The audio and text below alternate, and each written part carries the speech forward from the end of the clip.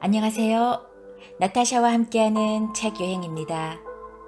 책 읽기 편안한 시간 보내고 계시죠? 이번에는 프란츠 카프카의 변신을 읽어보겠습니다. 제가 가지고 있는 책은 변신 시골 의사라는 타이틀이고 아름다운 날에서 출판하였으며 박철규 선생님이 옮기셨습니다.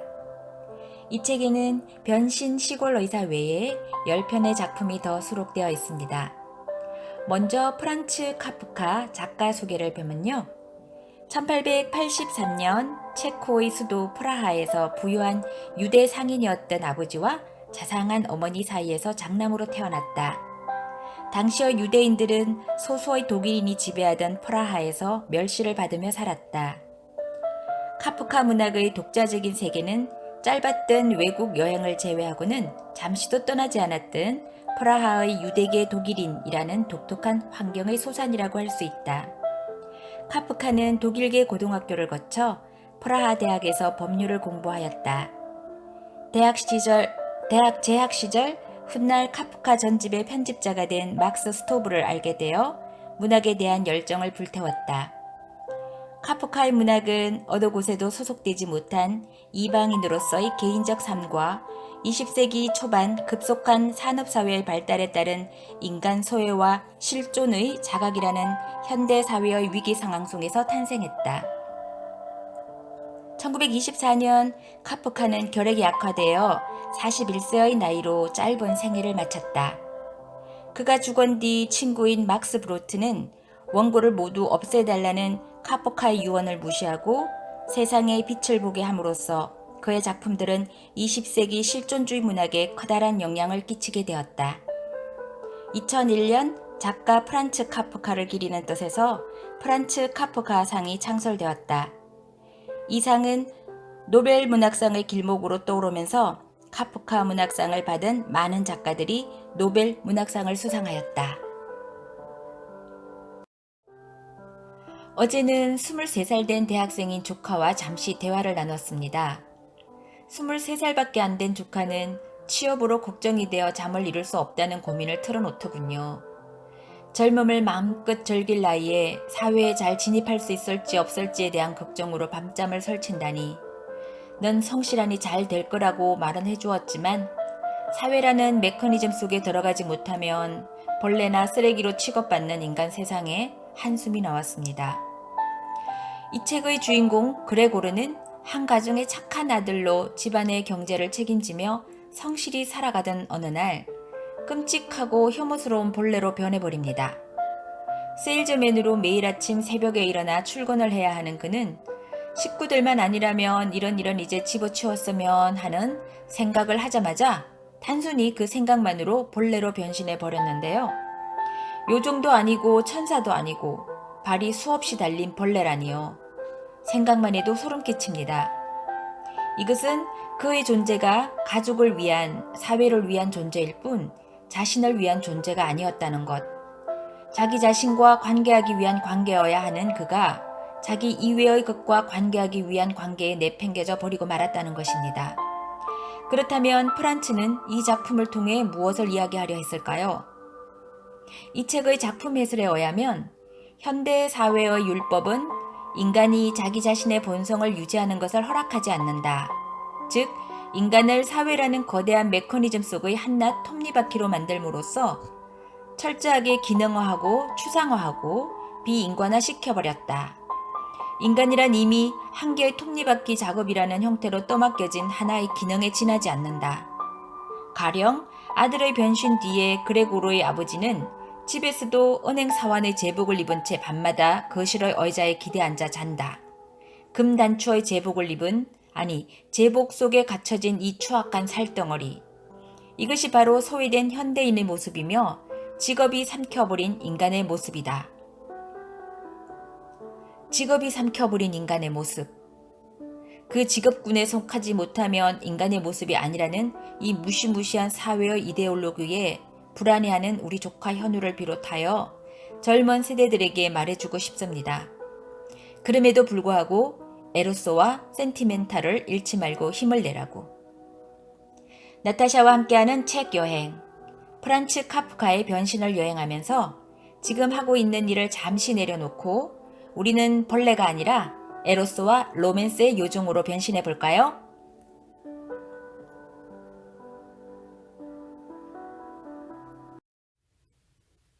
변신. 프란츠 카프카. 벌레가 된 사나이. 어느 날 아침 뒤숭숭한 꿈자리에서 깨어난 그레고르는 자신이 침대 속에서 한 마리의 흉측한 벌레로 변해 있다는 것을 알게 되었다. 그는 갑옷처럼 딱딱한 등을 밑으로 하고 위를 쳐다보며 벌렁 누워 있었다. 고개를 약간 쳐덜자 활 모양으로 부풀어 오른 갈색의 복부가 보였다. 복부의 불룩한 부분에 걸쳐져 있는 이불은 당장이라도 벗겨질 것 같았다. 여러 개의 다리는 그의 눈앞에서 불안하게 꿈틀거리고 있었는데 커다란 몸체에 비해 어이가 없을 정도로 가늘었다. 도대체 어찌된 일일까? 그는 생각했다. 하지만 분명 꿈은 아니었다. 주위를 둘러보니 조금 비좁은 듯 하지만 사람이 사는 방이 분명했으며 그것은 틀림없는 자신의 방이었다. 사방의 벽지도 낯익은 바로 그 벽지였다. 따로따로 묶은 옷감 견본이 흩어져 있는 테이블 위에는 그는 영업직 직원이었다. 얼마 전 한 잡지 화보에서 오려 예쁜 금박 액자에 넣어 걸어놓은 그림이 있었다. 그것은 틀모자를 쓰고 틀 목도리를 두른 한 부인의 모습을 묘사한 것으로 단정하게 앉아서 묵직한 털 토시 속에 집어넣은 두 팔은 앞을 향해 내밀고 있었다. 그레고르는 창밖으로 시선을 돌렸다. 창문의 양철판을 두드리는 빗방울 소리가 들렸다. 엄산한 날씨가 그의 기분을 우울하게 만들었다. 이런 쓸데없는 망상은 그만두고 잠이나 좀 더 자는 것이 낫지 않을까? 그는 생각했다. 그러나 그것은 실천에 옮기기 어려운 일이었다. 그는 늘 오른쪽으로 누워 자는 버릇이 있었는데 현재와 같은 상태로는 그것이 불가능했기 때문이다. 아무리 힘을 써서 오른쪽으로 돌아 누우려 해도 그때마다 몸이 흔들려서 결국은 위를 향해 누운 처음의 자세로 되돌아오고 말았다. 그는 100번도 넘게 시도해 보았을 것이다. 그의 눈은 계속 감긴 채였다. 눈을 뜨게 되면 버르적거리는 여러 개의 다리들을 보지 않을 수 없었기 때문이다. 옆구리에는 이제껏 느끼지 못했던 가벼운 통증까지 왔으므로 할 수 없이 오른쪽을 바닥에 대고 자려던 결심을 포기해야만 했다. 아, 어째서 나는 이런 고된 직업을 택해야만 했을까? 날이면 날마다 여행, 또 여행이다. 상점에서 근무하는 것보다 훨씬 더 힘들다. 게다가 여행을 떠나게 되면 열차를 갈아타야 하는 것에 대한 걱정, 불규칙하고 마음에 들지 않는 식사, 언제나 고객이 바뀌어 제대로 된 인간관계가 성립된 적이 없어. 그러니 제대로 된 친구 한 사람 없지. 아, 지긋지긋하다. 제 길을 될 대로 되라지. 그레고르는 그런 생각을 생각했다. 복부 위쪽이 조금 가려웠다. 머리를 좀 더 쳐들 수도 있도록 덜어놓은 채 천천히 몸을 침대 손잡이 기둥 쪽으로 밀고 올라가서 보니 가려운 곳이 정확하게 보였다. 그곳에는 조그만 흰 점들이 박혀 있었다. 나는 그 점들이 도대체 뭔지 알 수가 없었다. 다리 하나를 사용해서 만져보려고 했으나 이내 움츠리고 말았다. 다리 하나를 슬며시 그곳에 갖다 대자 온몸에 오싹 소름이 끼쳤기 때문이었다. 그는 다시 몸을 이끌고 본래의 자리로 가서 벌렁 낮아빠지면서 생각했다. 너무 일찍 일어나서 바보가 된 거야. 사람은 잠을 자야 해. 다른 영업직 직원들은 마치 후궁처럼 살고 있지 않은가 말이다. 내가 주문받은 것을 기입하려고 오전 중에 여간으로 들어올 때야 비로소 그들은 아침 식사를 시작하지 않는가. 만약 그런 짓을 단 한 번이라도 흉내낸다면 사장은 당장 나를 파면시켜버렸을 거야. 나도 그들처럼 여유있게 살아보고 싶다. 부모님 때문에 꾹 참아왔지만 그렇지 않았다면 벌써 사표를 냈을 것이다. 사장 앞으로 뚜벅뚜벅 걸어가서 내 마음속의 이야기를 주저없이 털어놓으면 틀림없이 사장은 놀라 책상에서 굴러떨어지고 말걸. 책상 위에 올라앉아 사원들을 내려다보며 이야기하는 사장의 버릇은 정말 고약해. 사장은 귀가 먹어서 사원들을 늘 바짝 다가앉아야만 했지. 하지만 앞으로 전혀 희망이 없는 것도 아니야. 부모님께서 사장에게 진 빚을 갚을 만큼 내가 돈을 모으면 그렇게 되려면 아직 5, 6년은 더 걸릴 테지만 그렇게만 되면 나는 꼭 그 일을 결행할 거야. 그것은 내 인생에 있어서 하나의 전환점이 되겠지. 그건 그렇고 이제 일어나야지. 5시에 기차가 출발하니까. 그는 옷장 위에서 째깍거리는 탁상 시계를 쳐다보았다. 아차, 큰일 났는걸? 하고 그는 생각했다. 벌써 6시 30분이었다. 시계바늘이 조용히 돌아가고 있었다. 벌써 30분이 지나고 45분에 가까워지고 있었다. 종이 울리지 않은 걸까? 시계의 자명종을 4시 정각에 맞춰 놓은 것이 침대에서도 보였다. 틀림없이 종이 울렸을 것이다. 방안을 뒤흔드는 자명종 소리를 듣고도 잠을 잘 수 있었단 말인가? 그러나 그는 편안하게 잘 잔 것도 아니었다. 편안히 자지 못했기 때문에 시계가 울린 뒤에 더욱 깊이 잠들었는지도 모르는 일이었다. 하여간 이제 어찌하면 좋단 말인가. 다음 기차는 7시에 떠난다. 그 시간이 되려면 한바탕 바삐 서둘러야 했다. 그런데 견본들은 아직 포장조차 되어 있지 않았으며 기분 또한 그다지 상쾌하지 않아서 몸이 가볍게 움직여질 것 같지가 않았다. 설사 기차를 탈 수 있다 손 치더라도 사장의 꾸지람을 피할 길이 없었다. 왜냐하면 심부름꾼이 5시 차를 기다리고 있다가 내가 내리지 않은 사실을 이미 사장에게 보고해 버렸을 터이므로. 그놈은 사장의 마음을 잡은 아첨꾼으로 줏대도 없는 멍청이 녀석이었다. 자, 그러면 병에 걸렸다고 보고를 하면 어떨까? 그러나 그것은 굉장히 불쾌한 일일 뿐더러 수상하다고 의심을 살 것이다. 왜냐하면 그레고르는 지난 5년 동안 영업직 생활을 하면서 단 한 번도 병을 앓은 적이 없었기 때문이다. 아마 사장은 생명보험회사의 의사를 데리고 올지도 모른다. 그리고 게으른 아들의 과오에 대해 부모님을 힐책할 것이다. 게다가 아무리 아프다고 변명하더라도 그 보험회사의 의사에게 진찰을 받아야 된다고 사장이 우기면 모든 일은 숲으로 돌아가고 만다. 사실 그 입장에서 볼 때 나는 몸에 아무런 이상도 없으면서 그저 일하기를 싫어하는 사람으로 보일 것이었다. 그렇다고 그 의사를 나쁘다고 할 수 있을까? 지금까지 그레고르는 잠을 푹 자고 난 뒤에도 졸음이 가시지 않았던 것을 제외하고는 건강하였고 게다가 식욕까지도 왕성하지 않았던가. 그가 좀처럼 침대에서 떠나려는 결심을 하지 못하고 마치 주마등을 서치듯이 생각들이 그의 머릿속을 스치고 있을 때 시계가 막 6시 45분을 알렸다. 그의 침대 머리맡에 있는 문을 조심스럽게 두드리는 소리가 들렸다. 어머니였다. 6시 45분이다. 출발해야 하지 않니? 부드러운 목소리였다. 그러나 그레고르는 어머니에게 대답하는 자신의 목소리를 들었을 때 깜짝 놀랐다.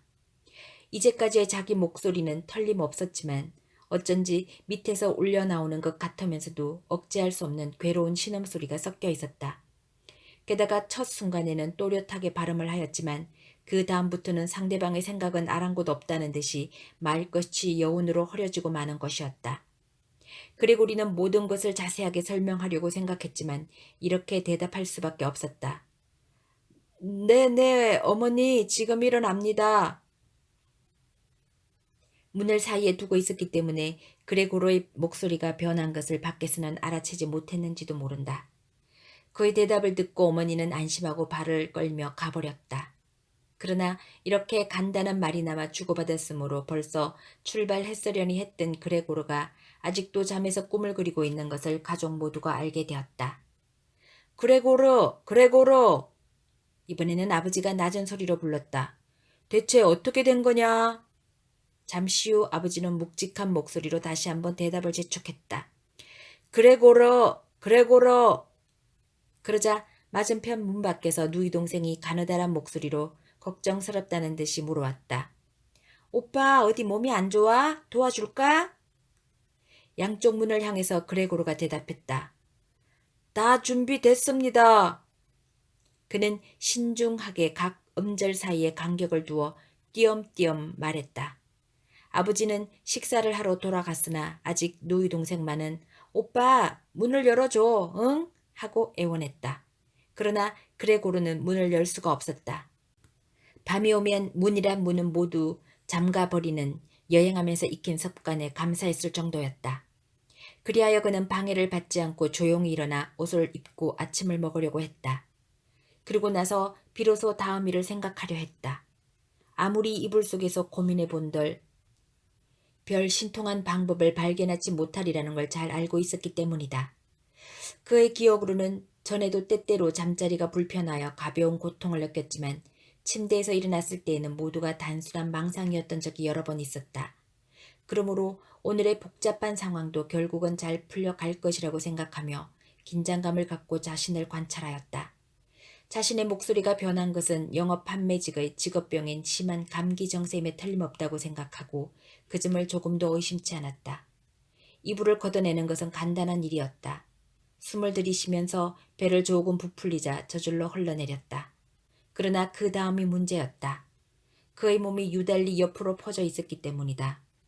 몸을 일으키려면 팔을 이용해야만 되는데 팔은 없고 쉴 새 없이 제멋대로 움직이는 수많은 다리들만 있었다. 한데 그 다리들조차도 자신의 마음대로 움직여주지 않았다. 그는 다리 하나를 구부리려고 했으나 그 다리는 제멋대로 쭉 뻗쳤다. 그나마 몇 개의 다리를 사용해서 자신이 하려는 일을 끝마치면 그동안 다른 모든 다리들은 겨우 해방이라도 되었다는 듯이 요란스럽게 꿈틀거리는 것이었다. 침대 속에서 우물쭈물 있어봐야 소용없다. 우선 하반신부터 침대에서 내려서려고 해봤다. 그러나 그는 하반신을 볼 수도 없었고 어떤 모양으로 생겼는지 짐작조차 할 수가 없었다. 게다가 몸을 움직이려고 했을 때 매우 힘들다는 사실을 깨달았다. 그리고 몸은 매우 느리게 움직였다. 결국 그는 불끈 화를 내며 있는 힘을 다해서 몸을 침대 밖으로 내밀었다. 그런데 방향이 잘못되어 침대 다리 쪽 기둥에 심하게 부딪히고 말았다. 그레고르는 그 자리가 불에 댄 것처럼 따끔한 통증을 느꼈으므로 하반신이 감각이 가장 예민한 부분이라는 사실을 깨달을 수 있었다. 그래서 그는 상반신을 먼저 침대에서 끌어내려고 시도해 보았다. 조심스럽게 머리를 침대가로 돌렸다. 그렇게 하는 것이 큰 힘이 들지 않았다. 만일 그런 자세로 침대 밖으로 몸을 내민다면 결국 아래로 떨어지지 않을 수 없게 될 것이고 그렇게 되면 기적이라도 일어나지 않는 한 머리는 온전할 수 없을 것이다. 무엇보다도 이런 때일수록 정신을 바짝 차려야 한다고 생각한 그는 차라리 침대에 누워있는 편이 낫겠다고 마음을 돌려먹었다.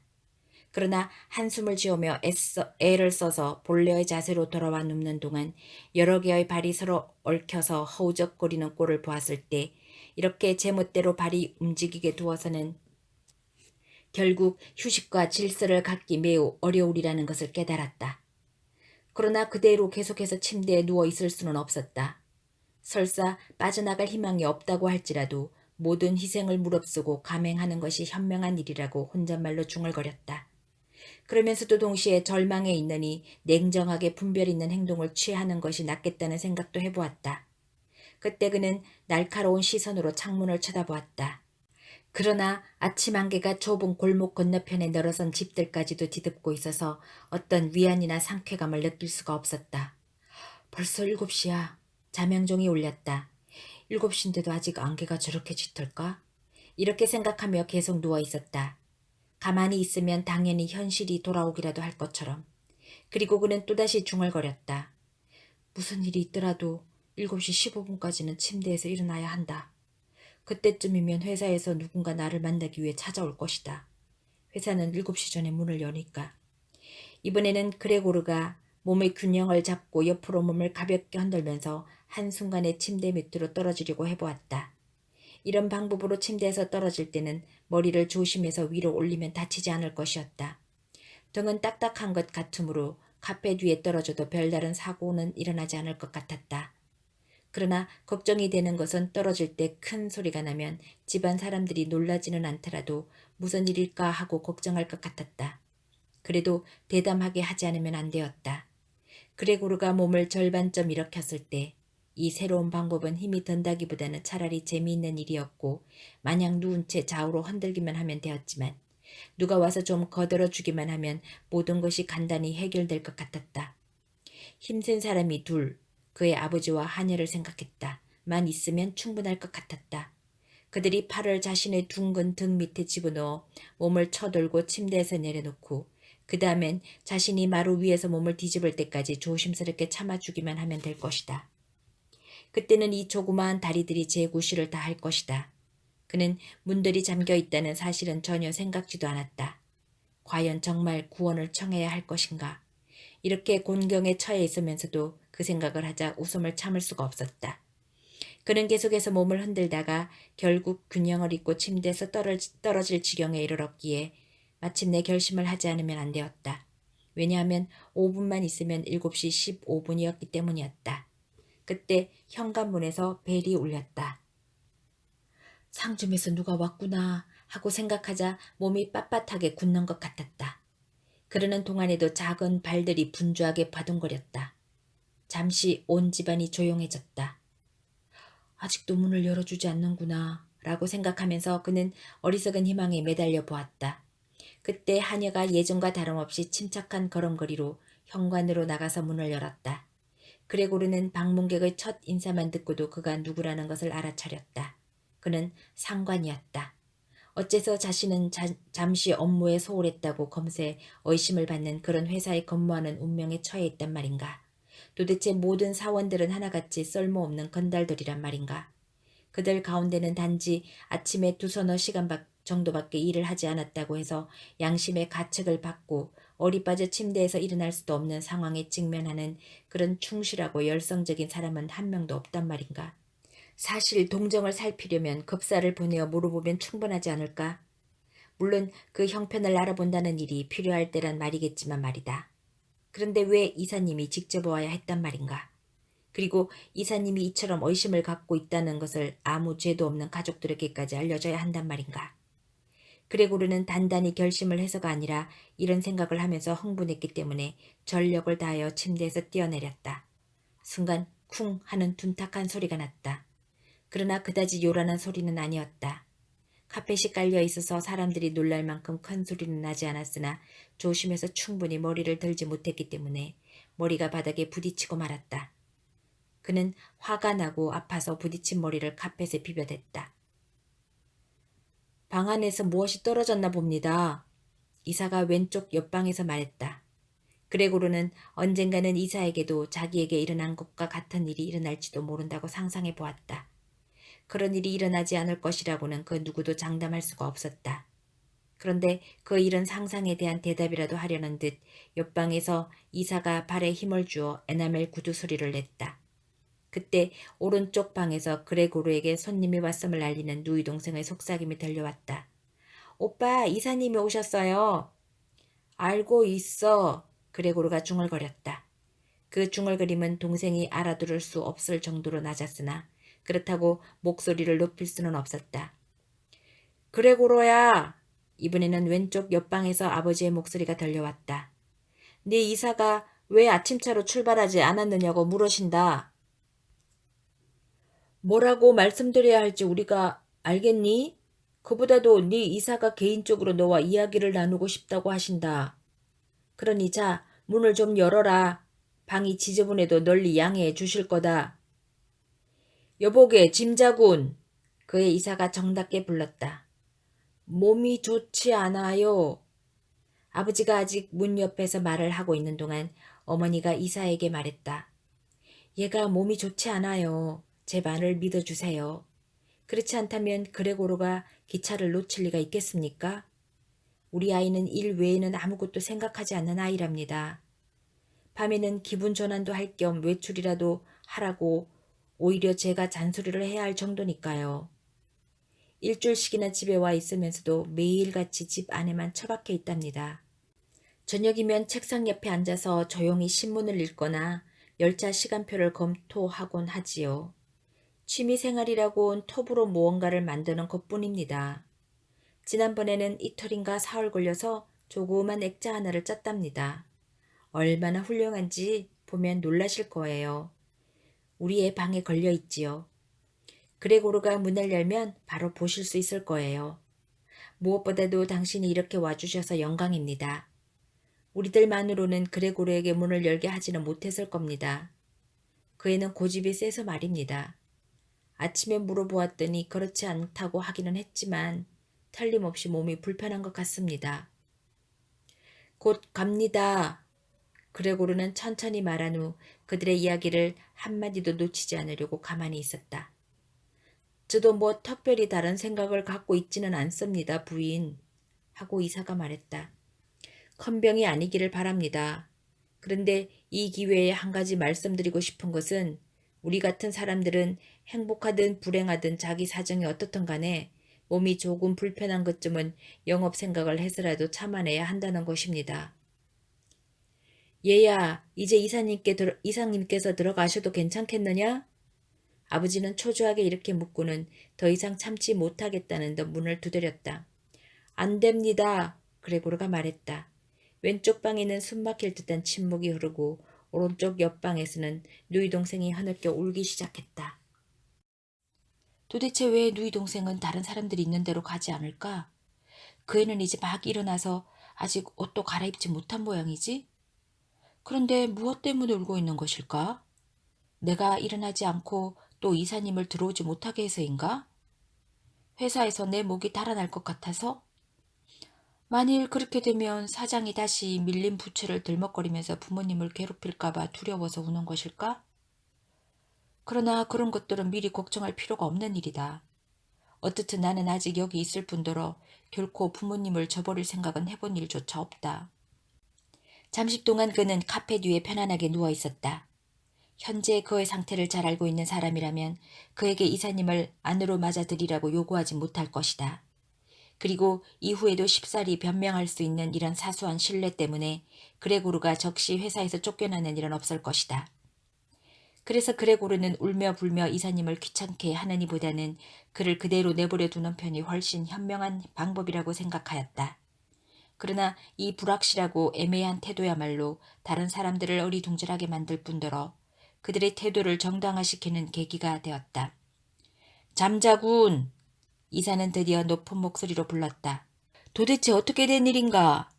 자네는 자네 방에 들어앉아서 단지 네 아니오만 반복하고 있으니 말이야. 부모님에게 쓸데없는 근심만 끼치고 게다가 이야기가 나왔으니 말이지만 이제껏 들어보지도 못한 방법으로 자네는 직업상의 의무를 게을리하는 거라고. 나는 여기서 자네 부모와 사장님을 대신해서 말하겠는데 즉시 자네의 태도에 대해 명확한 설명을 해주게. 아니, 도대체 이런 일이 있을 수 있는간 말이야. 그래도 나는 자네를 침착하고 분별 있는 사람이라고 생각했는데 지금의 자네는 이상 야릇한 변덕을 부리려고 작정한 사람 같자는가. 사실은 오늘 아침 사장이 나에게 자네가 늦은 데 대해서 그 이유를 그럴듯하게 암시해서 설명했는데 얼마 전 자네에게 맡긴 회수금 문제라네. 그러나 나는 그런 해석은 자네에게는 해당되지 않을 것이라고 분명하게 단언했네. 그런데 자네의 이해할 수 없는 고집을 본 이상 이제 자네를 위해서 조금 더 변명해주고 싶은 생각이 없어졌네. 그리고 자네의 지위는 결코 확고부동한 것이 아님을 아울러 밝혀두고 싶네. 나는 원래 모든 것을 단 둘이서만 이야기하려고 생각했었지. 그러나 자네가 나로 하여금 헛되게 시간만 보내게 했기 때문에 자연히 자네 부모님께 그 사실을 말씀드리게 된 것일세. 다시 말하면 요사이 자네의 판매 실적도 그리 만족할 만한 것이라고는 할 수 없거든. 물론 지금은 장사가 잘 되는 시기가 아니라는 것을 우리도 잘 알고 있지. 그러나 장사가 안 되는 시기란 절대로 있을 수 없을 뿐더러 있어서도 안 된단 말이야. 안 그런가 잠자군? 아, 이사님. 그레고리는 흥분한 나머지 자기도 모르게 소리를 쳤다. 이제 곧 일어나겠습니다. 몸이 좀 불편하고 현기증이 나서 일어날 수가 없습니다. 그러나 이제는 기분이 많이 좋아졌어요. 지금 막 침대에서 나왔습니다. 조금만 참아 주십시오. 아직 기분이 전 같지 않지만 곧 좋아질 겁니다. 이렇게 벼랑간 병이 나다니 기가 막힙니다. 어제 저녁까지도 아무렇지 않았습니다. 부모님도 잘 알고 계십니다. 아니, 솔직히 말하면 어제 저녁에 벌써 좀 이상한 예감이 들기는 했습니다. 저를 자세히 주의해 본 사람이라면 상태가 조금 이상했다는 것을 알았을 겁니다. 회사에 미리 연락을 했더라면 좋았을 것을. 하지만 이 정도의 병은 집에서 조리하지 않아도 견딜 수 있으리라고 생각했던 거지요. 이사님, 제 부모님께 싫은 소리는 하지 마십시오. 지금 저를 여러 가지로 책망하셨는데 그건 정말 당치도 않은 말씀이십니다. 저는 이제까지 그런 비난을 한 번도 들어본 적이 없어요. 당신은 제가 발송한 최근의 주문서를 아직 보지 못한 게 아닙니까? 여하간에 8시 차로는 출발하겠습니다. 두서너 시간 쉬었다니 기분이 좀 납니다. 제발 먼저 가십시오. 이사님, 저도 곧 가겠습니다. 사장님께 제발 잘 말씀드려 주십시오. 그러나 그레고르는 이런 말을 급히 쏟아놓았기 때문에 자기가 무슨 말을 했는지 거의 알 수도 없을 지경이었다. 그는 침대에서 연습한 탓인지는 몰라도 쉽사리 옷장 쪽으로 가서 옷장에 의지하여 일어서려고 애써 보았다. 사실 그는 문을 열고 자기 모습을 보여주며 이사님하고 이야기하려고 했다. 이다지도 방으로 들어오고 싶어하는 저 사람들이 나의 변한 모습을 보면 무엇이라고 말할까. 호기심이 일기도 했다. 그들은 틀림없이 깜짝 놀랄 것이다. 그렇더라도 자신에게는 하등의 책임이 없으니까 그저 태연하게 있으면 된다. 그들이 전혀 아무렇지도 않게 생각한다면 나도 또한 흥분할 이유가 없으므로 서둘러서 8시 기차를 탈 수 있도록 하면 되는 것이다. 처음에는 몇 번이나 반들반들한 옷장에서 미끄러졌다. 그러나 드디어 몸을 뒤흔들며 꼿꼿이 일어설 수 있었다. 이때 하반신이 불에 댄 듯이 아팠으나 그는 조금도 개의치 않았다. 그는 가까이 있는 의자 뒤편으로 몸을 던져 조그만 발들로 꼭 붙들었다. 그렇게 해서 자신을 움직일 수 있게 되자 그는 이윽고 입을 다물었다. 왜냐하면 그때 이사의 말소리를 들을 수 있었기 때문이다. 한마디라도 알아들으셨습니까? 하고 이사가 소리쳤다. 설마 우리를 놀리고 있는 건 아니겠지요? 천만의 말씀입니다. 어머니가 울먹이는 목소리로 말했다. 틀림없이 우리 아이는 중병에 걸린 거예요. 그런데 우리는 저 애를 괴롭히고 있으니. 그레테! 그레테! 네! 맞은편에서 누이 동생이 소리를 쳤다. 그들은 그레고로의 방을 사이에 두고 이야기하고 있었다. 빨리 의사한테 다녀오너라. 그레고로가 병이 났으니 빨리 의사를 불러와. 너 방금 그레고로가 말하는 소리를 들었니? 그건 짐승의 목소리였어. 어머니의 아우성에 비해서 매우 나지막한 목소리로 이사가 말했다. 안나야! 안나야! 하고 아버지가 손뼉을 치며 현관을 통해 부엌에다 대고 소리쳤다. 빨리 자물쇠 장수를 불러오너라. 그러자 두 소녀가 옷자락을 펄럭이며 현관으로 뛰어가고 있었다. 대체 누이 동생은 어떻게 그리 빨리 옷을 입었을까? 현관 문이 열렸다. 문이 닫히는 소리는 전혀 들리지 않았다. 큰 불행을 당한 집에서 흔히 그렇듯이 문은 열어놓은 채 내버려 두었다. 그러나 그레고르는 훨씬 침착해졌다. 아마 귀에 익은 탓일지도 모르지만 자신의 목소리가 전보다 훨씬 명료하다고 느껴지는데도 불구하고 다른 사람들은 그가 한 말을 전혀 알아듣지 못했다. 그래서 사람들은 그가 정상적인 상태가 아니라고 여기고 그를 구원할 준비를 갖추고 있었다. 처음으로 조치가 내려진 데 대한 기대와 믿음으로 그는 기분이 좋아졌다. 그는 또다시 사람 축에 끼이게 되었다는 기분이 들었다. 그리고 의사와 자물쇠 장수에 대해서는 이들을 확실히 분간하지는 못하면서 두 사람이 어떤 놀라운 성과나 비상 수당 같은 것이라도 보여주지 않을까 기대하고 있었다. 앞으로 다가오는 운명을 결정지어줄 이야기가 시작되면 될 수 있는 대로 명확한 목소리로 말하기 위해서 그레고리는 몇 번 헛기침을 했다. 애써 기침 소리를 낮게 한 것은 자신의 헛기침 소리가 인간의 소리와는 다르게 들릴 염려가 있었기 때문이다. 이제 이미 그는 그것조차 판단할 수 없었던 것이다. 그러는 동안에 옆방이 조용해졌다. 아마 부모님과 이사는 책상 옆에 앉아서 귀랫말로 이야기를 하거나 아니면 모두들 문에 기대어 귀를 기울이고 있는지도 모른다. 그레고르는 천천히 의자를 문 쪽으로 밀고 나아갔다. 거기서 그는 의자를 떠나 도우를 향해서 몸을 던져 문을 붙들고 꼿꼿이 섰다. 그의 발꿈치에는 끈적거리는 액체가 분비되고 있었다. 그리고 잠시 고통스러운 운동 때문에 지친 몸을 쉰 다음 입으로 열쇠 구멍에 열쇠를 돌리기 시작했다. 이가 하나도 없는 것이 유감이었다. 무엇으로 열쇠를 붙들어야 할까? 이 대신에 턱의 힘으로 열쇠를 돌릴 수가 있었다. 그 와중에 어딘가 상처를 입었는데 그는 그것을 돌아볼 겨를도 없었다. 갈색 액체가 입에서 흘러나와 열쇠 위를 흘러서 마루 위로 뚝뚝 떨어졌기 때문이었다.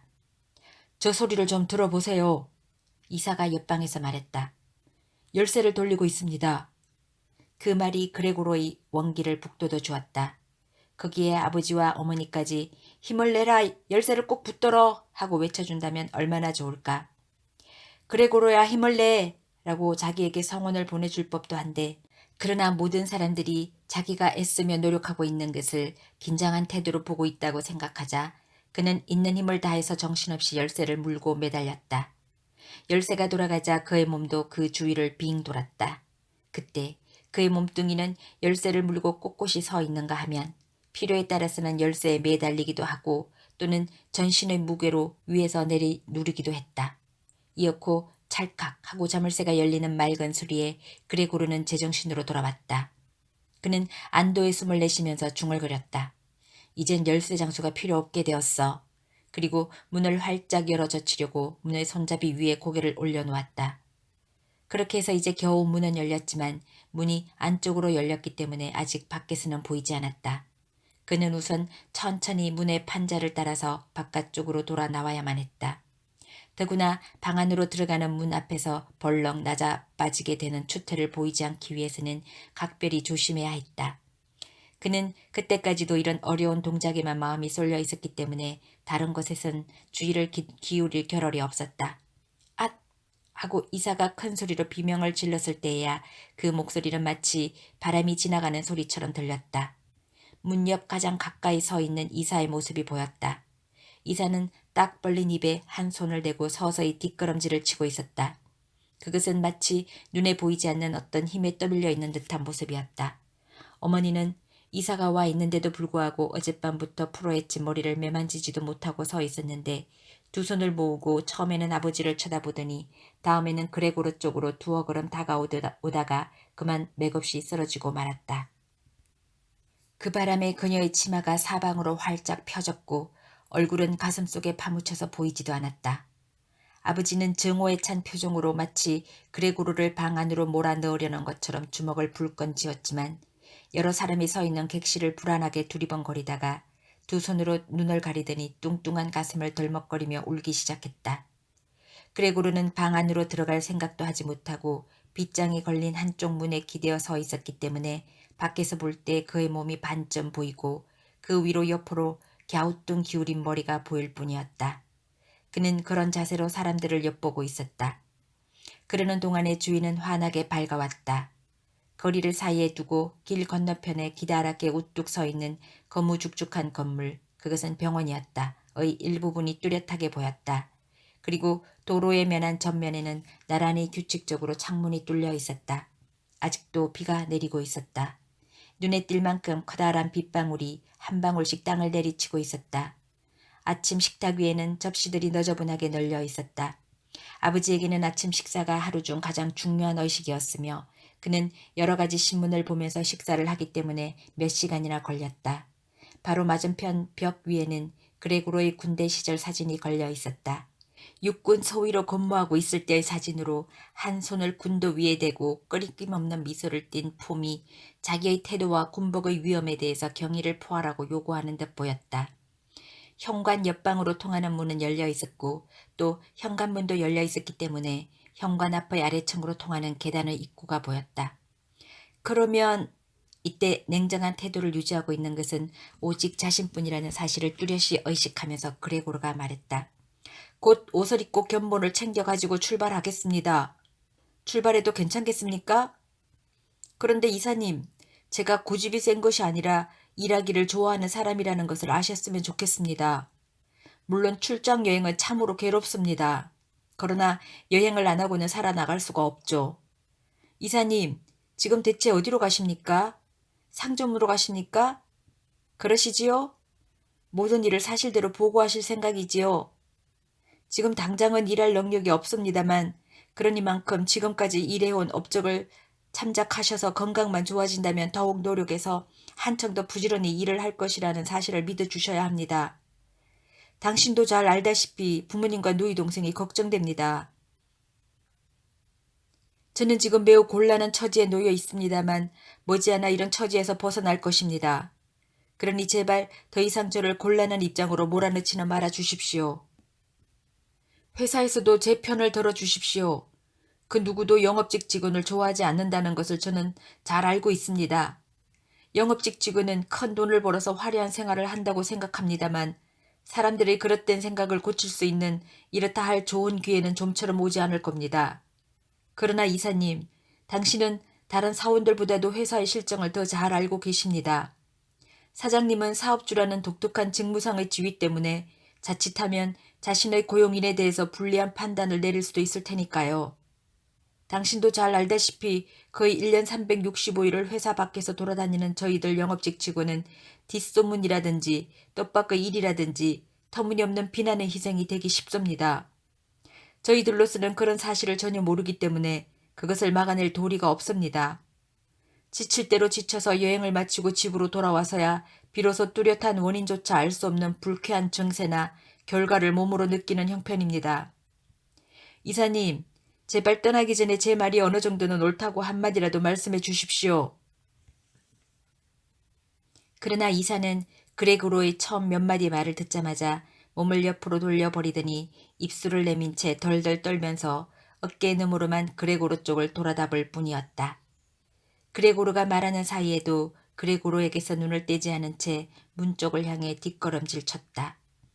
그리고는 마치 방을 떠나서는 안 된다고 금지되어 있는 것처럼 살금살금 뒤로 물러나 마침내 현관 입구의 방에 이르렀다.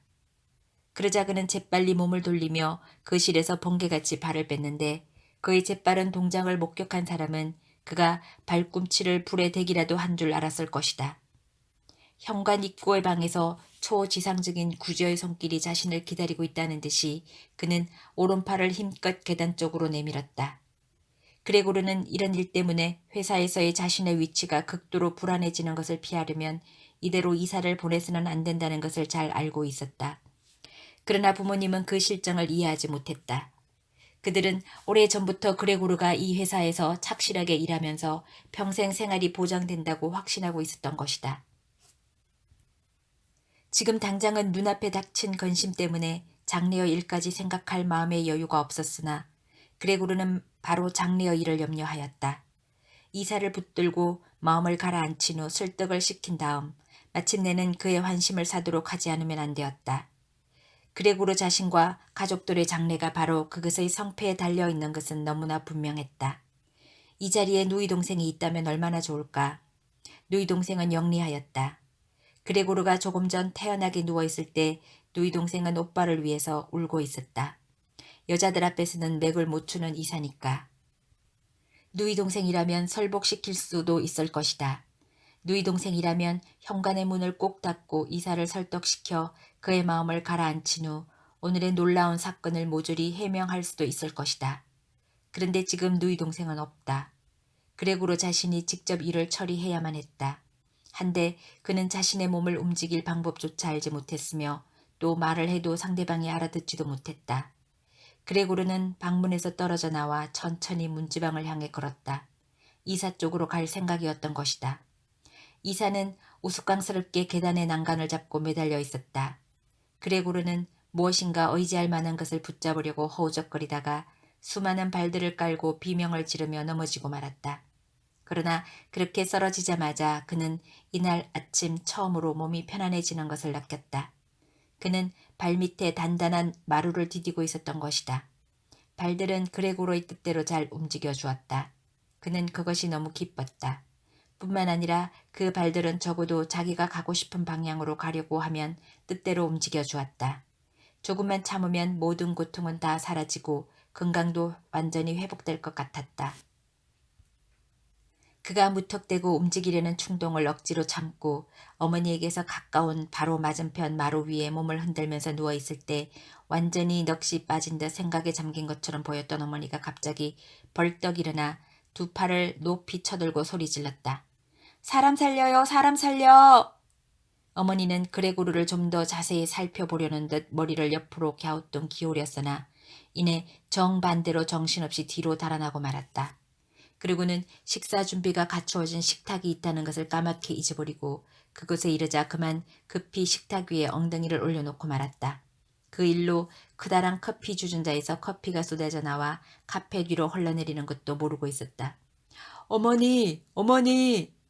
그레고르는 나직한 목소리로 부르며 어머니를 올려다보았다.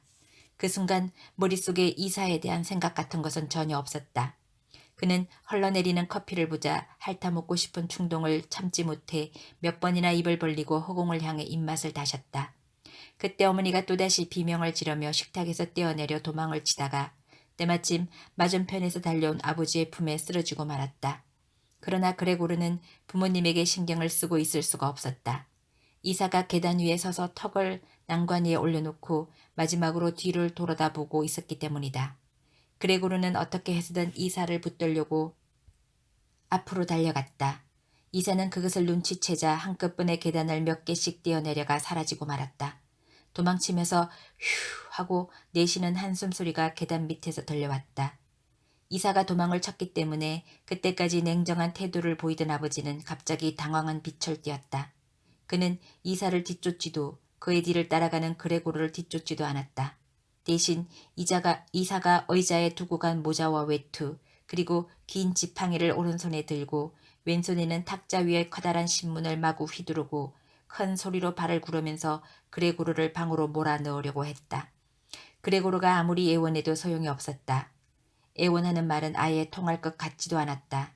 공손하게 고개를 숙일수록 아버지는 점점 더 요란하게 발을 구를 뿐이었다.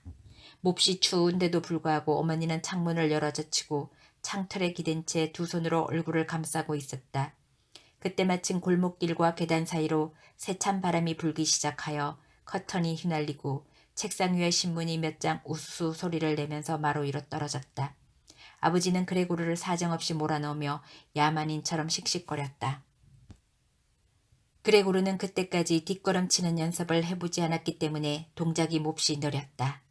만일 돌아설 수만 있었다면 곧 자기 방으로 되돌아갔을 터였다. 그러나 몸을 돌리느라고 시간이 걸려 그 때문에 아버지를 화나게 할까봐 두려웠다. 아버지가 손에 들고 있는 지팡이로 언제 등이나 머리를 죽도록 때릴지 몰라서 벌벌 떨고 있었다. 그러나 아무래도 방향을 돌리지 않을 수 없었다. 왜냐하면 뒷걸음질을 치다가 방향을 제대로 잡지 못하지는 않을까 두려웠기 때문이다. 그래서 그는 아버지 쪽을 불안한 눈초리로 힐끔힐끔 쳐다보며 될 수 있는 한 재빨리 방향을 돌리려고 했으나 실제로는 매우 느린 속도로 방향 전환을 하기 시작했다. 그때야 비로소 아버지는 아들이 선한 마음을 잃지 않았다는 것을 깨달았던지 멀리서 지팡이 끝으로 돌 수 있도록 이끌어 주었다. 다만 듣기 싫은 쉬쉿 하는 소리만 없었으면 얼마나 좋았을까. 그 소리를 들으면 침착성을 잃어버릴 지경이었다. 거의 다 돌아섰을 때에도 아버지가 계속해서 쉬쉿 소리를 냈으므로 정신을 빼앗겨 다시 제자리로 되돌아가기로 했다. 다행히 그의 머리가 문턱에 닿았으나 그대로 문을 통과하기에는 몸집이 너무나 크다는 사실을 깨달았다. 물론 그때의 아버지는 아들이 들어갈 수 있는 길을 마련해 주기 위해 닫혀있는 다른 문을 열어주기만 하면 된다는 생각이 좀처럼 머리에 떠오르지 않았다. 될 수 있는 대로 빨리 그레고르를 자기 방으로 몰아넣으려는 생각밖에 없었다. 그레고르가 똑바로 일어서기만 하면 문제없이 문을 통과하리라고 생각했지만 그러기 위해서는 여러 가지로 번거로운 사전 준비가 필요했다. 그러나 아버지는 절대로 그것을 허락할 것 같지가 않았다. 도리어 아버지는 그러한 장애는 생각하지도 않고 이상한 소리를 내면서 기를 쓰고 그를 앞으로 몰아댔다. 그때 그레고르 뒤에서 들려오는 소리는 아무리 들어보아도 이 세상에 단 한 분밖에 없는 아버지의 목소리 같지 않았다. 그쯤 되고 보니 이제는 웃을 일이 아니었다. 그레고르는 될 대로 되라는 듯이 문을 향해서 돌진했다. 몸통 한쪽이 문에 끼어 위로 축혀 올라갔다.